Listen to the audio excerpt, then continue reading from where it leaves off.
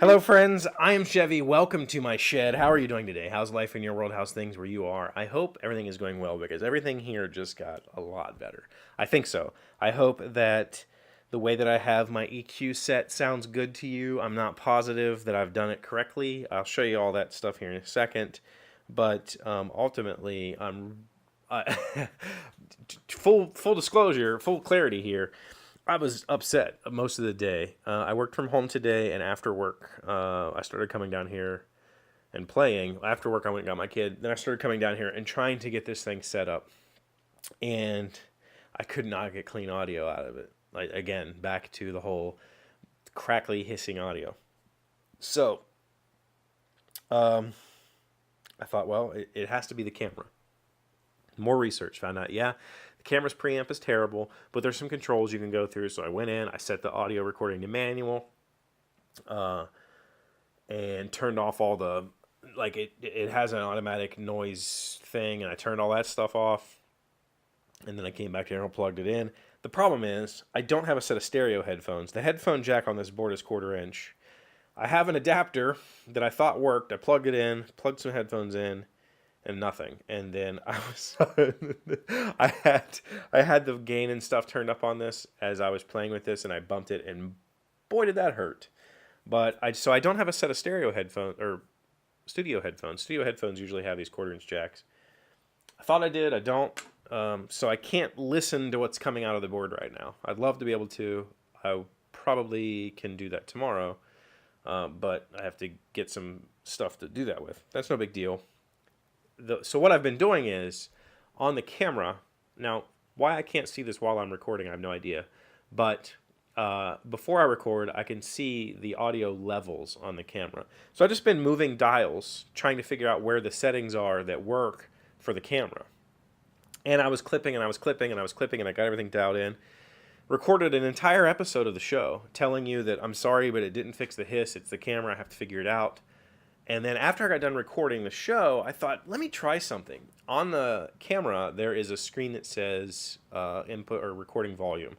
I turned it all the way down, like down to 0, plugged the board in, started playing with it. There was nothing coming through. So I bumped it one little clicky of the knob up from 0 on the camera, and suddenly the lights came alive on the camera, and I could see that I had really good control over the volume with the board. So I think right now, hopefully, you're listening to the cleanest audio I can get out of this combination of hardware. Maybe. I'm not positive. I recorded a quick clip of that, went upstairs and listened. It's much, much, much cleaner. The hiss is way less, but I was clipping some. Clipping means you're going the input is a little too hot, and it makes the audio processor kind of sound terrible. And it's called gain, and it makes it sound distorted and weird. And in fact, a lot of rock bands use that on purpose to try to make their music sound dirty. The funny thing is, and this is where I'm going to need help because I'm not an audio guy. I'm learning all this stuff on the fly.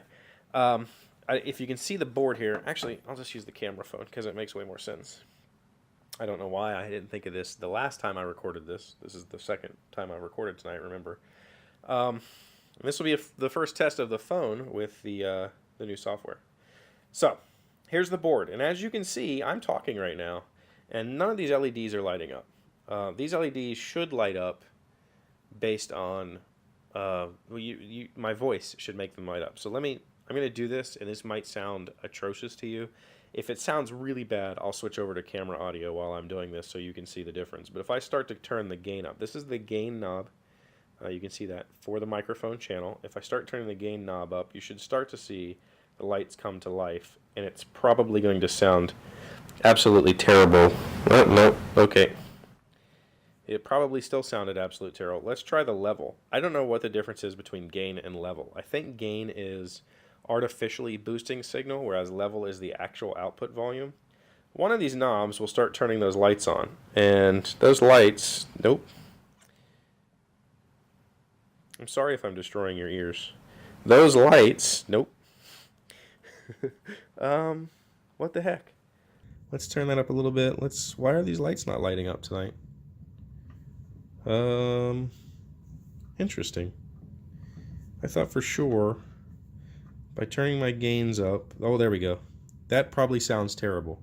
I believe that's what it should look like when you're talking. You can see that I'm not clipping. You can see that I'm roughly staying in the 0 to, I guess that's -20 or something. That's supposedly clean, but I bet you in the camera right now this sounds absolutely terrible. And this is with the knobs turned. The gain is about halfway, whatever that means, and my level is cranked up. So if I turn these back to where it doesn't sound terrible in the camera, you can't see that I'm talking. The EQ is not working, but you can probably hear me in the camera.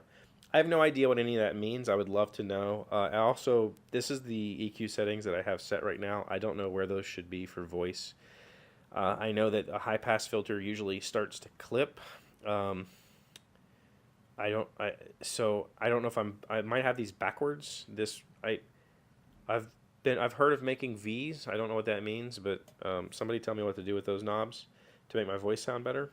But ultimately, this is how the board is set up currently, and I'm getting audio that sounds much cleaner without me having to do any post-processing. And that's ultimately the goal of all of this. The more steps that get in my way from recording these videos, the less chance I'm going to be able to do it. And I'm really impressed with how Shotcut's working for editing. I really like its timeline features. It feels very familiar.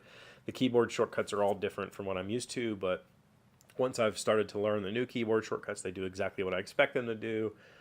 All the effects and keyframes and all that stuff seems to work just the same as it always has. So I'm really impressed with it, and I just hope I can get, better audio captured in camera, and this might be the answer. The other thing is there is a heat sink back here, and it is warm. I don't know how much heat this thing puts out, but I feel like I need an enclosure for it so that I can mount it to the table and not worry about it getting dust and stuff down in it, because this is a shop and sawdust will get in there, and I don't want to do that. So I got to figure out if I can put it in a box of some kind just to keep it safe. So that's my next project. But I'm excited. I'm having fun. I'm learning. If nothing else, I've learned a little bit about how all this stuff works and how amps work and preamps and that sort of thing. So hopefully this sounds okay. You'll let me know. I know you will, because you're awesome people. So thank you for being here as always. Thank you for liking, commenting, subscribing, being amazing friends, being wonderful people. I'll see you tomorrow. Hey, Doc, wait! I want to ask you something. Today's random fact comes from IVN.us. Why was Eisenhower's nickname Ike? One often asks how Dwight D. Eisenhower came to the nickname of Ike. It turns out Ike was an Eisenhower family nickname. Eisenhower and all 5 of his brothers were nicknamed Ike at one time or another.